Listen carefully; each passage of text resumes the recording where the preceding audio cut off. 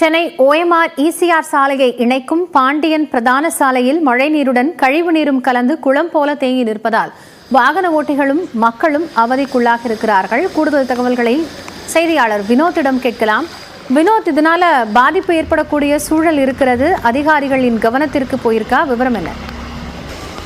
Gayatri, OMR சாலைக்கும் ECR சாலைக்கும் இணைக்கக்கூடிய ஒரு முக்கியமான சாலை இந்த பாண்டியன் சாலை. துறைப்பாக்கத்திலிருந்து நீலாங்கரை செல்லக்கூடிய இந்த பாண்டியன் பிரதான சாலையில் எப்பொழுது மழை பெய்தாலும் மழைநீர் குளம்போல் தேங்கி நிற்கும். குறிப்பாக இந்த மழைநீர் மட்டும் இந்த பகுதியில் தேங்கி நிற்கவில்லை, கழிவுநீர் கலந்து இந்த மழைநீருடன் தேங்கி நிற்பதால் அப்பகுதி மக்கள் வீட்டை விட்டு வெளியே வரத்துக்கு மிகவும் அச்சப்படுகின்றனர். காரணம், மழைக்காலங்கள் உள்ளனர். தொடர்ந்து அந்த சாலையில் முழங்கால் அளவுக்கு தேங்கியுள்ள மழைநீரில் வாகனங்களும் சில இயக்க முடியாமல் தள்ளி செல்லக்கூடிய ஒரு நிலையும் அங்கு உருவாகியது. அதை நாம் பார்த்தோம். தொடர்ந்து அந்த பகுதியில் கண்ணு கெட்டிய தூரம் வரை மழைநீர் தேங்கி நிற்பதால் அந்த பகுதியில் உள்ள மக்கள் எப்போது மழை பெய்தாலும் அவதிப்பட்டு வருகின்றனர்.